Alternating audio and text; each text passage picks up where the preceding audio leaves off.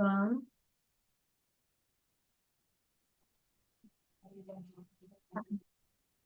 let's see here. Can you see this? Yep, you can see it. Awesome. Yay. I'm so excited we can chat about this and I can hand it over to Kim to kick us off. Well, first of all, Amelia put these slides together. Thank you so much. I joked about how it felt like I was back in college. I literally woke up this morning early to do my part, and she had already done this part. I'm so grateful. It's been a busy week, but we're excited. So, one of my coworkers pitched to both Walking Mountains and myself that we should come and talk about what happens at schools and how we address waste reduction education. At the time, the subject was related to obstacles and how to overcome them. And in our case, we thought we would talk about the opportunities schools provide for waste reduction education, the challenges that they also provide and furnish, and how we overcome those challenges with partnerships and what the future holds. So we're going to kind of go in that order, and then Amelia will talk about specific projects at Walking Mountain, and then Walking Mountains, excuse me, and then I'll talk about what we're up to at EcoCycle. So I'm going to hand it back to Amelia to talk about herself and what's up in or what are opportunities in our schools. Yeah. Here are little cute pictures. It's a great picture of Kim. And yeah, it's wonderful working with you. And I'm a procrastinator myself, Kim, so there's no worries about that. I too just wanted to overview like our agenda for what we'll talk about today. Pretty simple. We'll chat about opportunities with waste diversion in school, specific challenges we face from the rural perspective as well. And then I'll go into a little brief deep dive into the projects that we have with Walking Mountains in our Eagle County School District. And then I'll hand it over to Kim. We'll talk about EcoCycle. She'll talk about our EcoCycle projects, and we'll open it up for questions and discussion, which I'm always excited about. Cool. To start off, we just wanted to share opportunities that are specific to waste diversion in school. Um, Being someone who goes to these schools and see the kids, light up with excitement, I really think schools are more than just a place for someone to learn math or science. It's also an incubator for lifelong values. So, the youth, their brain is like a sponge, and they're wanting to learn more. And these are values that will stick with them as they continue on with their life. And I think that is the most greatest opportunity with waste diversion education in school and how that impacts them with their environmental habits.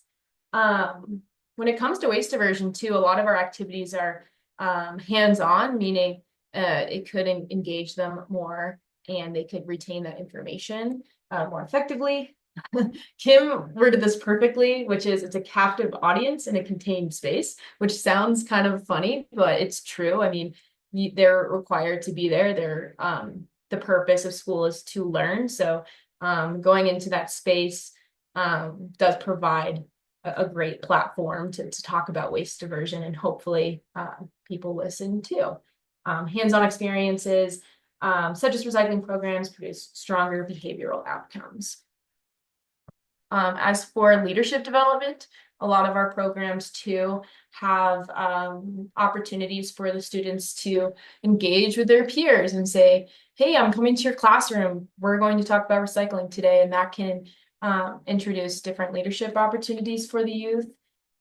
There's also, of course, an opportunity for cross-curricular integration, meaning if you are talking about composting, maybe you're going to talk about the science behind composting. What's decomposition? What's anaerobic versus aerobic? We're talking about art, which is another great application. I've included this for one of the schools. They had an art project, and they used waste that they used to create this really cool sign. And there's like a lightning bolt. We love to see that. So there are many different integrations for waste management topics to effectively get that message across and have them retain that information more effectively. And then long-term impact. It promotes lifelong environmental habits by starting waste education early in students' academic careers. I didn't link the specific study, but when I was doing the research for this, there are just studies upon studies saying, yes, if you are starting that environmental education young, it will have an immense impact on their knowledge, attitudes, intention, and behavior as they grow up. It's something that they will carry with them and won't forget. All right, and challenges. I'll start off just from the rural side and then I'll hand it over to Kim. Um, Eagle County, where that's where Avon, Vale, and then Eagle, Colorado is based. With that, we face some interesting and different limitations. So I'm sure that these are also in the Front Range too, but we do have staffing limitations. So with fewer staff members and it's a harder place to live in the mountain community. Many rural communities have fewer staff members, so managing the waste diversion program on top of their regular duties can be difficult, and you have to retrain that new staff. It also can lead to lower staff numbers, lower student numbers. So when with smaller student population, it can be harder to generate that momentum that we could see at a larger school in the Front Range, or create significant changes in waste practice, kind of that herd approach. And then lastly, just from the role side, we have sometimes a lack of awareness. So students and staff in rural areas may not be exposed to the Front Range savvy composting initiatives that are already up and running. We do have composting and recycling here in Eagle County, but it is still kind of making its way. So making that education and outreach can more critical, but also more challenging. I'll hand it over to Kim. Thank you. When we met to discuss, Amelia brought up rural challenges. Like, you have to talk about that. That has to be yours. It is a unique experience, and we work with some rural schools, but not on the level that Amelia is working with. So thank you for sharing that perspective. One of the challenges that won't be a shock to any of us is, compost guidelines changed. So you thought you were going to be able to divert a certain amount of waste, and when those guidelines changed, that really changed the level of diversion we could realize in the schools and across the state or the Front Range. Then this last year, we as voters approved free, well, we approved it 2 years ago, but free lunch for all students began last year in Colorado. That means more meals are being served, and we tend to have short-staffed kitchens. So it puts more challenges on the kitchens, and where you might have seen reusables, have oftentimes had to switch to disposables because they don't have the time or staffing to use those reusables anymore. So that means our waste is going up because we can't compost those disposables. And that's been a real challenge over the last year. Sometimes access to students in the classroom can be a barrier as a result of increased demands on teachers and testing schedules. It can be really hard to schedule things and get into the classroom. So finding other avenues to provide education and interface with students and staff has been important. And if you're providing field trips, buses have been a real issue in our area. Lack of busing and the cost of getting those buses has been going up a lot the last year or two. When it comes to elementary and middle, they're typically that captive audience, which is awesome. But at our high schools locally, they're usually open campus. So an open campus setting introduces different waste streams, and that can be challenging when you're trying to educate students on where things go and how to reduce waste in the first place, especially if they're going off campus for fast food. Finances, of course, are a huge challenge for school districts. They may have an interest in acting sustainably and projects, but they just don't have the funding to make those projects happen. So a lot of what we'll discuss later is how we've created partnerships to make these projects possible to support sustainability goals of local governments as well as the school districts. And then finally, geographic boundaries don't with school districts don't align with the city and municipality geographic boundaries. And that can cause some issues when you're forming partnerships to fund projects, you can have gaps. So if I've got a city who's interested in funding a project in a certain place, that means there's not equitable access across the district for all the students to have that same programming.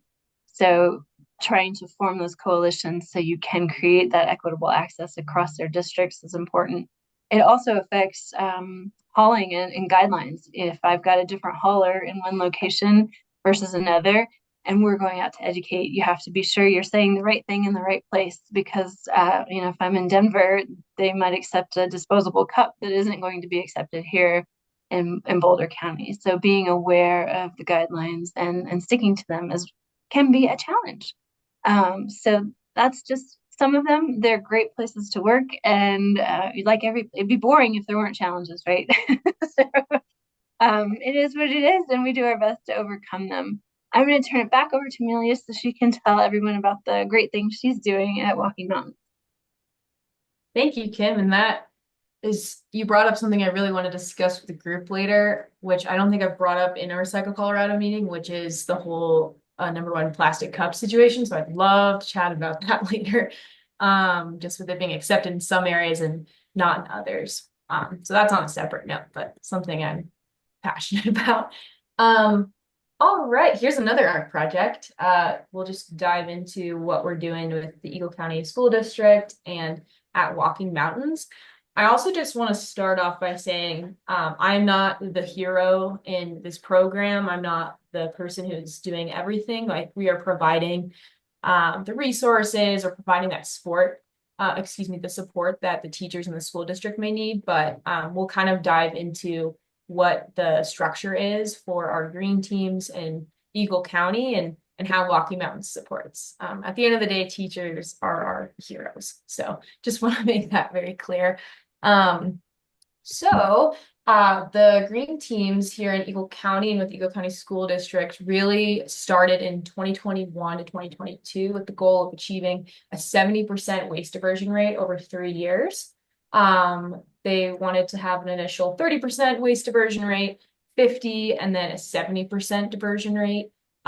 This was initially funded through a grant. It was the USDA rule. Oh my goodness. I have it in a different slide, but it's a USDA funded event that we had in our school district. This ended in the spring of 2023, and the school district decided to fund this initiative. The money that they use is given to teachers to fund their time that they dedicate outside of their school hours to fund team activities and that time for meetings after school. Our green teams have a focus on recycling, composting, and conducting waste audits.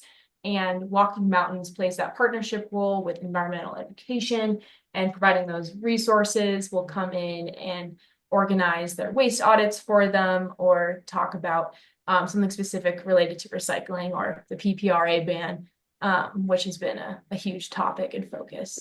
High school green teams expanded their scope beyond waste diversion, which is always a goal. For lack of better words, being in the waste diversion field for a couple of years now, it's definitely the gateway into other sustainability initiatives and opening up their mind and connecting them to that broader sustainability system. I also just wanted to make this very, I don't know if this makes it more clear or more confusing, but kind of how our green teams are structured. We have a district lead. So this is a teacher hired by, that is assigned essentially another role. They're funded through the grant and now through the district to coordinate with all of the other green team teachers and green teams to ensure that they're meeting the district goals. The green team district lead works with Walking Mountains to make sure their resources are up to date, planning recycling tours, which I lead, which are super fun. Maybe it's the waste audits and making sure they're reaching their diversion goals. From there, green teams are established after the green team district lead is there. There's funding in place, and the Walking Mountains team is providing those resources. The teams are responsible for helping with the composting and waste diversion efforts in those schools. From there, there's staff and student engagement. So teachers and custodial staff will work together and are trained to make sure they're up to date with recycling and compost rules. From there, green teams organize educational events such as assemblies and waste focused activities to promote sustainability. So, like I said, there may be field trips. We have our MRF here in Eagle County that's around 15 minutes from the students. So it's a really great opportunity. And lastly, we monitor progress and adjust goals as needed. Every school is different as we will continue to learn. As for our structure for recycling assemblies and our waste education schools, our recycling assemblies have been our main point of education and outreach in middle school, elementary school, and our high schools. But also dive into how we're trying to expand that and make sure we're making that impact with the time that we're providing at our schools. So as of now, our elementary schools, they will get a basic overview of recycling and composting. Some schools and teachers go above and beyond by training the students after we go there, and they'll go to each classroom and provide a training, which is super cute. For middle schools, we are starting those waste audits, which is so cool to see their brains light up. And I think some kids aren't as grossed out by trash as many adults, so they're really excited to get their hands on trash. Maybe it's something, their parents don't allow them to do. So it's really cute to watch. We also start those green team meetings in our middle schools. As for high schools, it is very student led. We want to empower them with the resources and education that we may have from Rocky Mountains or through the district league to encourage them to start their own initiatives. So I'll kind of go into different initiatives they've started. They have their own Earth Days, concerts, trivia with the school. They'll do a catch a compost. So if someone's composting in their classroom, they can make an announcement and they'll get a $5 gift card to a local coffee shop. So some really cool, like unique initiatives that a lot of our high schoolers are coming up with. Kind of touch on that. Yeah, schools take the lead. So teachers and custodial staff and students, they're all working in their own bubble of making sure that system is working. And Walking Mountains, we're providing that expertise, like, hey, our custodial staff, they're throwing things in the recycling. Like, what do you recommend? Maybe we'd go there on site and try to help them and support them, because teachers got a lot on their plate, it turns out, and we want to provide that support as needed. For financial structure, okay, there's the name of the grant, a Secure Rural School Program. So that is a stipend for the teachers through funding and running that green team. And yes, schools receive the resources from us, as I've kind of mentioned. There's the catch a compost ×3. This is just from the whiteboard. If you can see that in that picture. Just to kind of encourage. I'm not really sure what's going on with the like football play on the right, but we'll see what they mean by that. And now for the fun part, green teams in action. So I kind of wanted to write down some specific initiatives that some of our middle schools, elementary schools, and high schools have done to kind of go above and beyond. Like I said at the very beginning, every school is different. So we don't go to the same approach with every school. We go to them with ideas, potentially, but we're listening to them to ensure that we are providing the biggest impact and listening to what they have capacity for. So just to kind of read it off, some of my favorites. Eagle Valley Middle School, they hosted an Earth Day with the hands-on waste diversion activities, so they could all kind of do that together in one day. Avon Elementary's Green Team, they have student-led classroom presentations and improved cafeteria composting. So every single school in the Eagle County School District now composts as of this year, which is really, really great. Battle Mountain High School held a student-led assembly featuring waste diversion trivia games. So it was teachers versus students, which I thought was a really great idea, just to bring awareness to recycling and composting. Brush Creek Elementary, they did that art project, I think that I showed you in the earlier slide. Red Hill Elementary, I mean, I really think this is something we can all learn from. They connected the concept of composting back to planting wildflower seeds. So that was a really cute lesson plan that the teachers also developed. In Gypsum Creek Middle School, they did assemblies outside of walking mountains to encourage them to uh, recycle their wrappers through TerraCycle. For a waste diversion report, or the overall impact of these efforts in the schools, in 2021 they initially had a 34% diversion rate. In 2022 they went up to 50, and they ended at 52%, which is below their 70% goal. But if you're asking me, that 70% might have been ambitious just with this community, but we're really, really excited that they were able to rate 52%. Kind of goes into what percent of the food was composted. So 60% of their food, what they believe was composted properly when doing their waste audits at the end of the year. And they did see a small decrease in overall contamination. All right, other things with green teams in action. Successes, I think it's been really cool to see a high participation in some specific schools. We see some really great schools like Eagle Valley Elementary.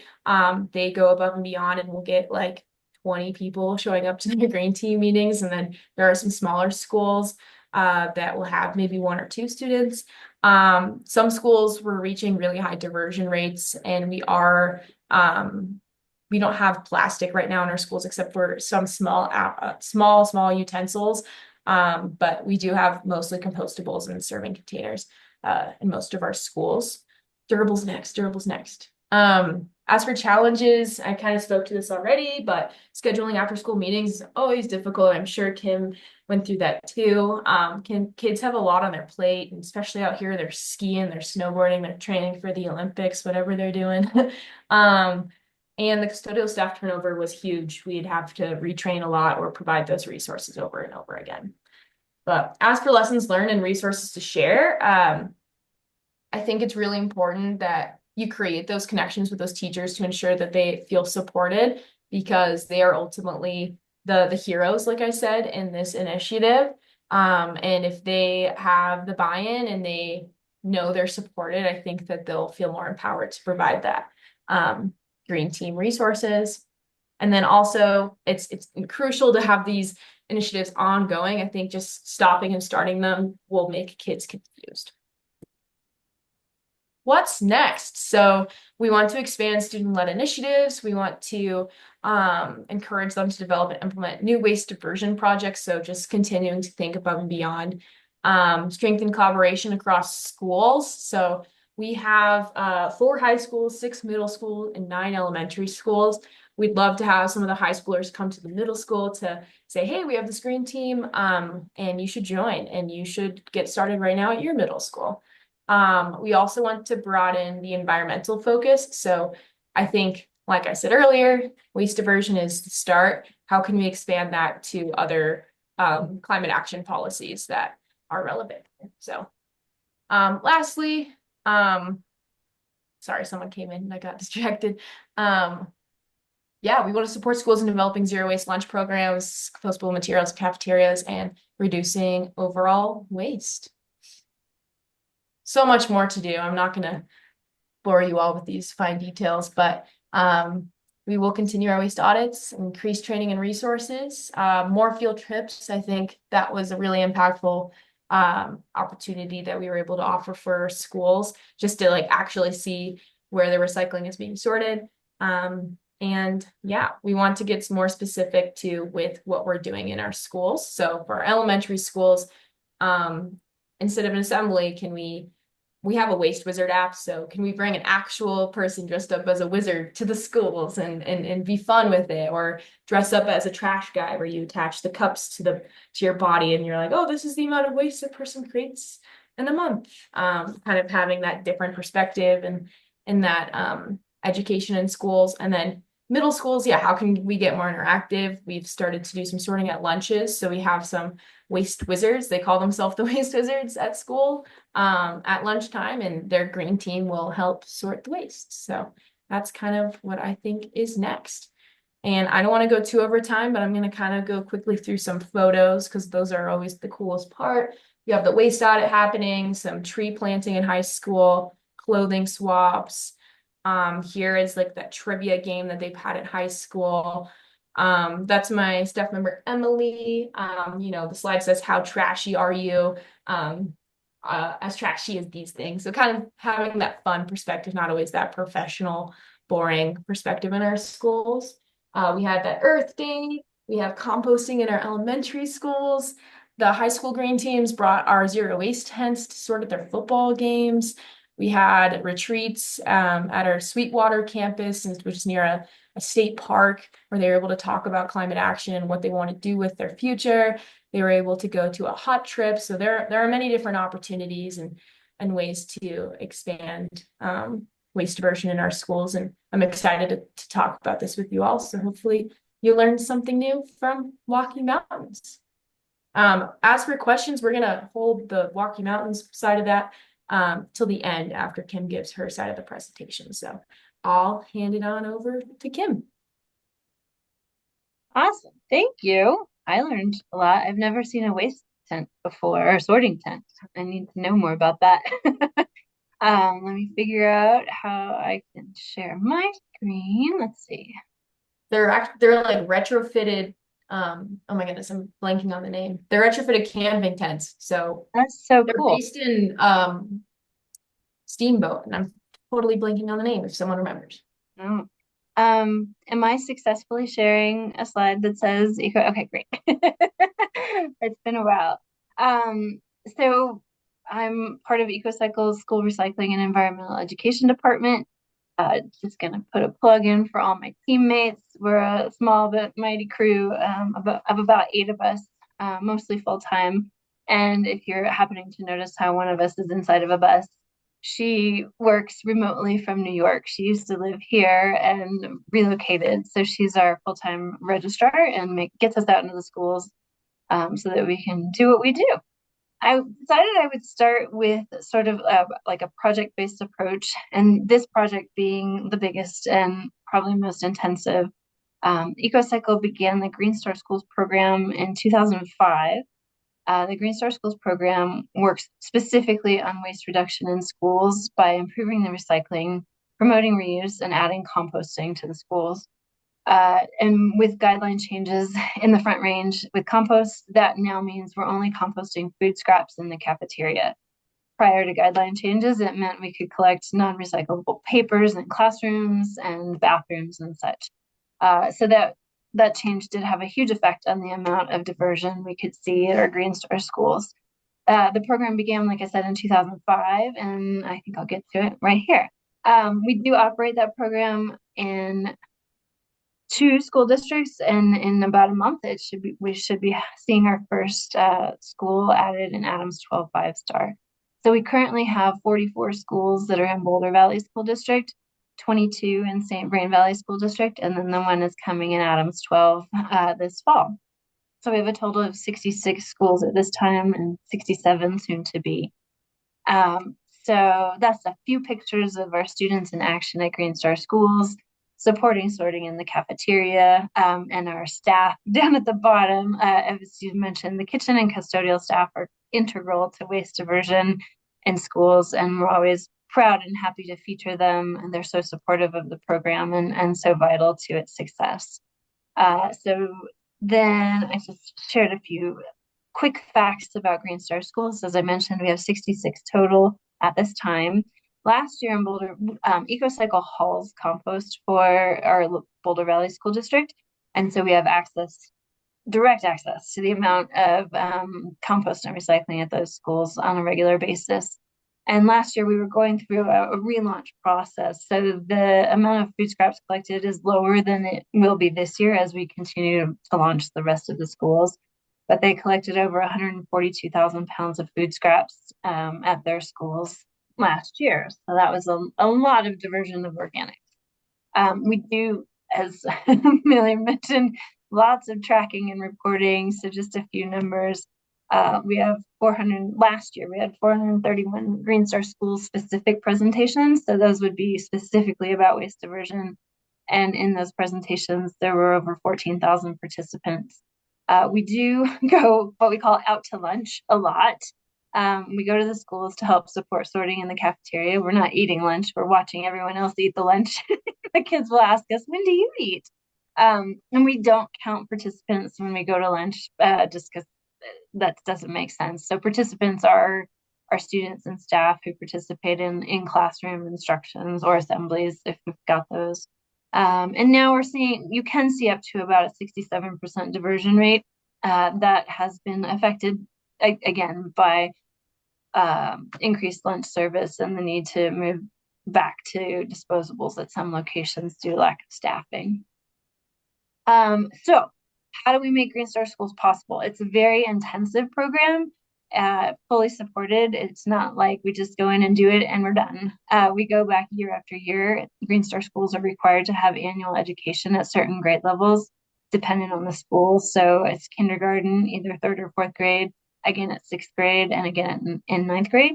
We offer faculty presentations and trainings every year. One district that we work with requires them, and the other it's optional. So we are hitting those schools with education on a regular basis. So it is very staff intensive.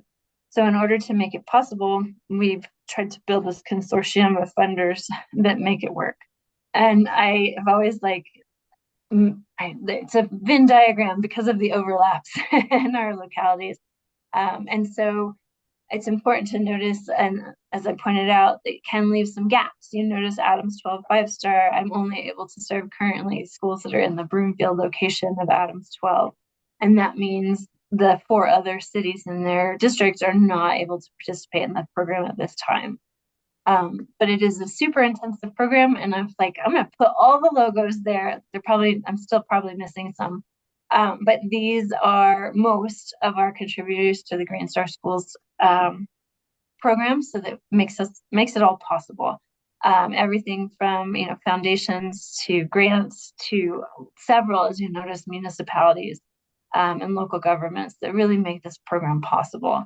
And I think that is how organizations like EcoCycle and Walking Mountains and our municipalities can partner together to make sustainable choices and programming an option in schools.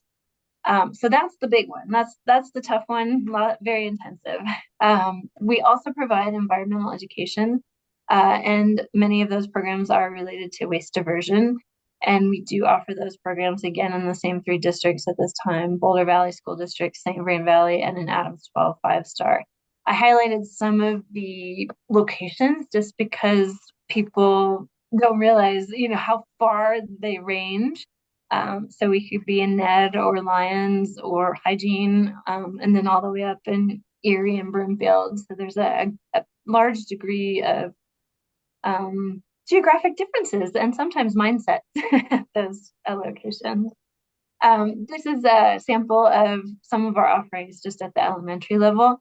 So all of our schools that are able to participate receive these flyers. They can sign up free of charge, and they would contact our registrar to schedule and receive that presentation. We do offer programming at preschool level as well as middle and high school level too. This is an example of field trip flyers, or itineraries, I should say. We do offer 3 field trips at this time, and 2 of the 3 are sponsored by different municipalities. So you'll notice the Growing Green tour, which visits a local farm and a historical farm and an organic farm, is funded by Boulder County in this case. And then on the one on the right, the Wise with Waste tour, we visit the recycling center and EcoCycle Center for hard to recycle materials. That particular tour was offered by the city of Boulder. So we're making sure that we give credit to the municipalities and local governments that are making these programs possible at almost no charge to the schools. Right now, the cost to them is just bus fees if they exceed $200. And so they get their field trip almost for free and just have to pay the extra for the buses that we can't cover. These are just a few pictures of our groups in action. Picture of Alicia on the left doing a recycling presentation for little kiddos. Picture of the students at the recycling center watching things being sorted.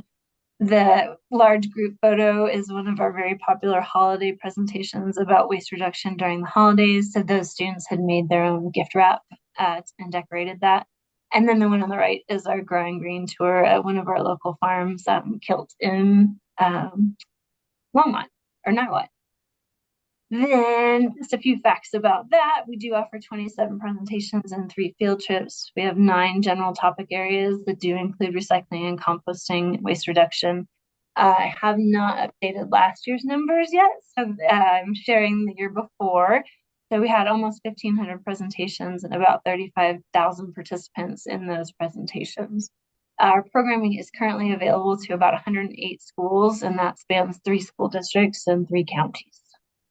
Same idea here. It's only possible with support from partners. And so I do a lot of applications for grants to support the programming, but our partners are vital in making this happen.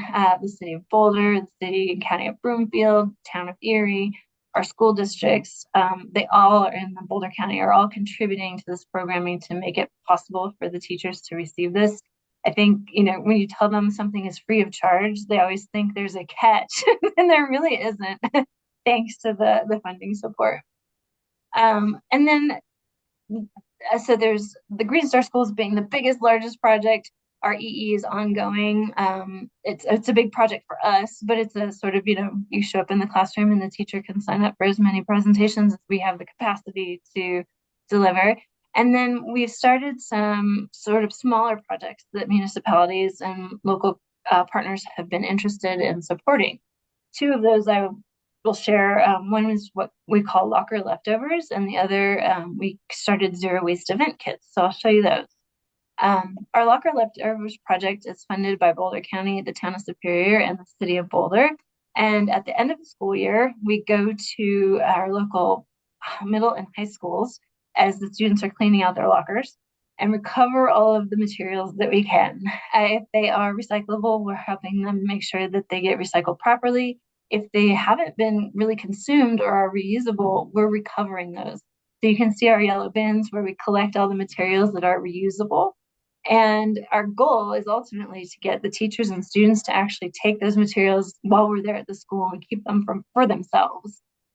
We can't always, we have lots of students that will shop and take things, but we end up coming back with lots of supplies to the office, and you can see us there sorting them. And then those materials that we sort go back to our local schools. And this last year, we provided those school supplies to 2 local schools in areas that are under-resourced. So last year we had 7 schools participating in our locker leftover program, and that's our staff being there the last week of school to recover those materials. And then we have 3 schools that participate in what we call classroom cleanout. Those are typically elementary schools, and the staff run that themselves and then just ask us to come and pick up the materials when it's all done. So we can see a huge amount of waste diversion in this, sort of project that's really just the last week of May. So it's a lot of preparation, but the project is over in a week. Oh, and then the zero waste event kits with our changing compost guidelines in the Front Fine, Range. thanks. We decided that we needed to pivot. Obviously, we couldn't use compostables anymore. And so we're like, what do we do now? We need to help schools reduce their waste. So the town of Superior, Boulder County, and the city county of Broomfield have helped us create some zero waste event kit opportunities. So each kit contains place setting of 30 plates, cups, utensils, and reusable napkins in a bin, handily all packaged. And we've had various forms of the project. You can see our flyer here that goes with our kit to illustrate to the users, instead of buying your disposables, you're going to use these reusables. And instead of volunteering to purchase, you're going to volunteer to wash them and then return them back to the school so they can be used again. And we have run that project a few times now in the last year. The town of Superior furnished 21 kits for their schools. The city county of Broomfield furnished 20 kits for their locations. And we received a grant from Boulder County's Circular Economy Fund last year to provide 21 kits to Boulder County schools. And then our Green Star Schools program has a mini grant that is also distributing zero waste event kits to Green Star schools. And last year we did 5 of those.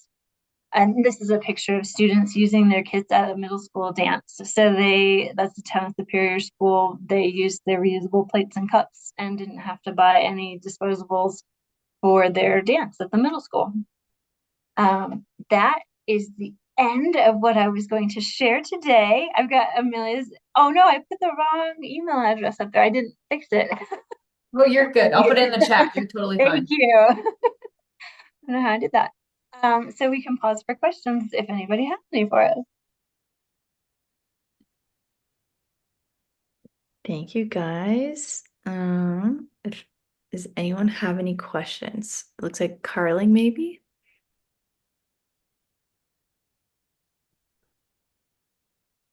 No, I'm sorry. I didn't mean I was like, did I accidentally raise my hand? No, you're Should have all been on good. mute. I apologize. I can't see your faces, so okay, go ahead, Brian. Yeah, I'm extremely interested. I heard you say that you rent the kits. What does that cost? What are they paying? I also found it interesting that they would wash them when they bring them back. Valid. Right now, we're furnishing kits to schools at no charge through those funders. So we assemble the kits and deliver them to the schools. And in most cases, we are asking for FaceTime in front of their faculty so the faculty know that they have these kits at their schools and can use them when they're planning parties and can promote the parents to use them instead of planning parties that use waste. Cost wise, as far as me assembling a kit, best guess is with assembling all the materials and our staff time to do it, I've kind of estimated them to be about $135 a kit. We haven't seen any issues or complaints about washing. I've our look school in my neighborhood is using it daily. Like the staff will use it when they're eating lunch instead of getting disposables out. So it's great that the teachers can use it on a daily basis. It doesn't have to be a huge event. Um, did that answer your question, Brian? Yeah, I think so. It's a project that I do a homeless meal in downtown Denver on Sundays, and we do 100% reusables, the plates, the forks, week in, week out. We're struggling with the cups, and part of the reason for the cups is the washing of dishes for Yeah, 100 to 150 people is an issue. that's a And lot. I've Yeah. just partnered this week with one of our commercial kitchens in the community. So it's going to cost me like $20 an hour to wash everything mechanically, which I'm fine with. It's a significant discount. But Yeah. then we've also started to like rent out the service. So it's just like a small business idea here in Denver. So I'm currently charging like $1.25 a head for plateware, plate, cup, spoon, fork, knife. That's with no washing by the renter. We wash them. So I was curious about that in those aspects. Yeah. I mean, our selling point has really been normally the parent would volunteer to go buy these things. So don't volunteer to buy them, volunteer to wash them. And we do have the option at some of our locations. They can request access to the kitchens at the school, and they would have to pay the kitchen staff, but some locations do have the capacity and funding to be able to do that. So sometimes they will actually use the school's dishes for events if they can have the kitchen staff come and serve at those events. I think it's Um, great. I want to put a plug in for those of you who are considering doing this. Um, I get my plates, they're BPA free, 100% recycled plastic from Target for 50 cents a plate or bowl. And I actually go to Costco business here in downtown Denver, where I can get like 15 forks, knives, or spoons for like $10. that's awesome. I know exactly the plates you're talking about because I got them to do my son's rehearsal dinner, zero waste. So I bought all those as well. In our case, because our kits are intended for students, we decided to go with a smaller plate and a smaller cup to reduce what we hoped to reduce food waste. If we had a smaller plate, they wouldn't fill it with so much food. So we're currently using BPA-free dishware from IKEA, and it's a similarly priced. But that's great. And I love that I totally did not think of the business Costco. I used to be able to source utensils locally from Tundra, but Tundra left our Boulder area and shipping utensils is super expensive because they're so heavy. Kudos to you for doing reuse at your large events. That's a lot of work, but it reduces waste immensely. And then our hope is in doing that when we have parents and guardians at events, they're seeing this model of reuse and will consider bringing that to their own homes and as well. Looks like Emily, do you have a question for Amelia or myself? Yes. Hi, Kim. Hi. Two questions. One, what do you say to a school when, like, say the district wants to implement reusables, but the school itself is like, just no, no, no. And the second question is, how do you fund the program long term? I think we all know composting is more expensive, not a cost saver, and it's like, okay, Lakewood could come in with funding for a year, a couple years, but like, are we agreeing to fund their compost collection in perpetuity? That's not something that seems viable or smart. Seems like a cost that the like a district or a school should bake in. So how does that work with the Green Star School program as well? Amelia, do you have anything to just like any pointers on resistance? No, I was thinking about that. I do think the district has been overwhelmingly, like our school district, like overwhelmingly all for waste diversion, just following momentum we have in the county. But Kim, I think you might give this back to you to answer. Yeah. Okay. Um, I have been told that I am just so nice. I made them want to compost. So that doesn't relate specifically to reuse, but sometimes it does just take going into the building and listening to those people who are feeling hesitant, because it's an odd thing for someone like us to come into the school and tell someone how to do their job. And that can be hard. And so if you take the time to meet those people and stop and listen to them and their concerns, usually those obstacles can be overcome. And sometimes they can't. And you just have to like wait till the staff turns over and you get someone in who is more amenable to considering that. It also depends on the investment of the district in those policies. If the expectation is everyone's going to do this, then sometimes those hesitant people just sort of roll over and go, okay, I'll do it because I have to. But yeah, I think going in there and treating these people as the humans they are and hearing what their concerns are so that we can overcome those obstacles is crucial in many cases. And maybe taking baby steps. Sometimes it's like, okay, let's just start with reusable utensils, right? Let's take this one thing and you can see how that works and let's take that step. Hauling wise, yeah, there can be barriers when it comes to hauling costs. The schools we work with are currently paying their own costs for hauling. We are not subsidizing that with any of our partnerships. Ideally, as Emily showed in the audits, ideally you're reducing your trash enough that you could compensate for that increased cost of adding compost hauling by reducing your trash service. So our goal, we haven't gotten there again yet with compost guideline changes, throwing everything off. We usually go in and assess the capacity of each container at the school and assess how full it is at pickup. Because if the trash isn't full, then we can suggest to the school district that they cut their trash service. So they would see a cost savings there to compensate for the increase in adding compost as another waste discard stream. But yeah, I think when partnerships exist to help get that initial barrier is super helpful. But yes, it is not sustainable, nor it should not be the expectation that someone's going to cover their hauling cost in perpetuity. Our trash haulers and compost haulers the same at the schools? No, not always. In Boulder Valley, EcoCycle hauls recycling and compost, and then Western is their hauler for trash.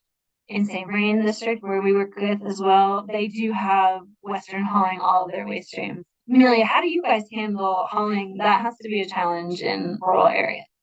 Yeah, it has become more single hauler in our school district. We're getting closer to that with Vail Honeywagon being our primary hauler for compost. So they have Vail Honeywagon Organics and then for recycling and trash. So most schools will go through Vail Honeywagon, but there are some that still go through Apex. Yeah, that's great. I mean, in our own rural areas, we do have that challenge. Like, no one wants to drive a compost truck up to Netherland, middle senior or elementary. It's not feasible. And so we have worked out a partnership where the school district actually uses the bus drivers to transfer the compost from the school to the NED drop off because they're literally driving right by it. So it works out. It requires some creativity. I saw a chat question come up about food scraps going to A1 Organics.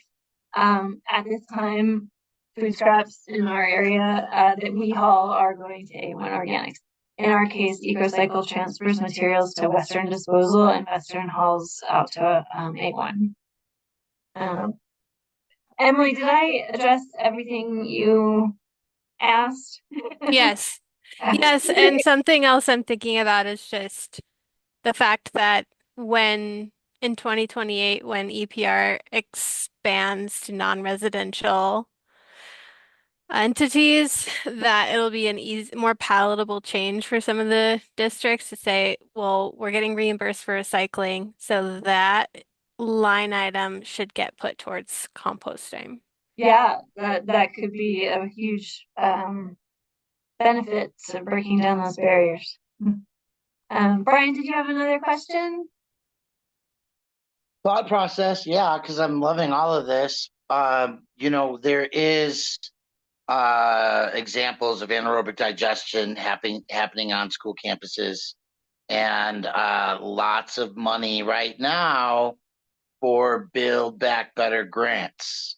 So, communities and school districts looking at opportunities to build their own composting infrastructure, whether it's, windrow or mechanical, as it may be. That money is out there right now.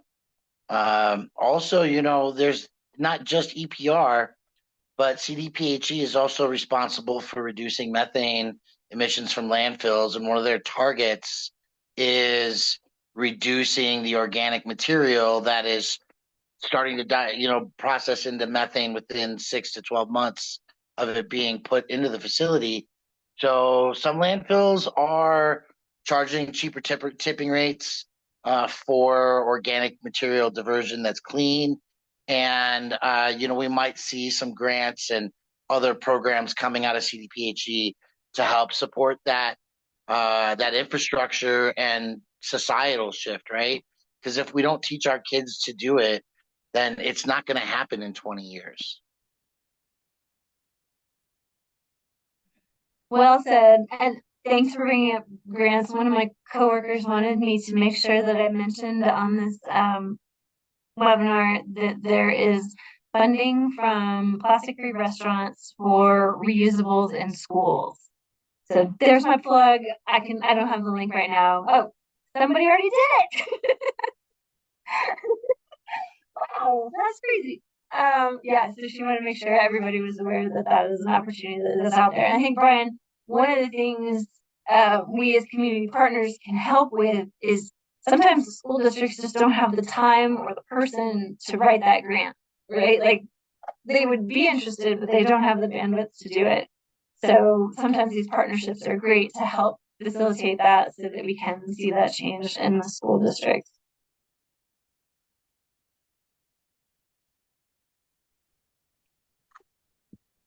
It's like we have like 5 minutes left. Looks like no more questions. I do have two. So one, I guess, maybe it's a little easier. Are there any thoughts on like there's the collection at the end of the year for all the supplies the kids don't use? Is there any work in the beginning of the year? I mean, I don't know how it works now. I haven't been to elementary school in a while where I used to get like the paper list that's like, here's what you need, you know.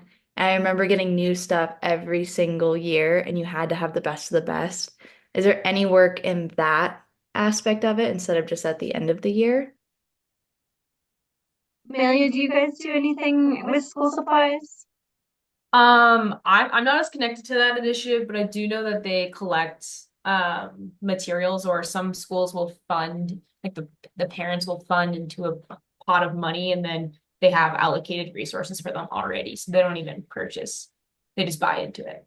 Okay. Yeah. Yeah, there's, I think, variation school to school from what I have witnessed. Amelia's method is one that I've seen where now, instead of getting that list and the parent shopping, they're just sending the school a certain amount of money and they can purchase what they need.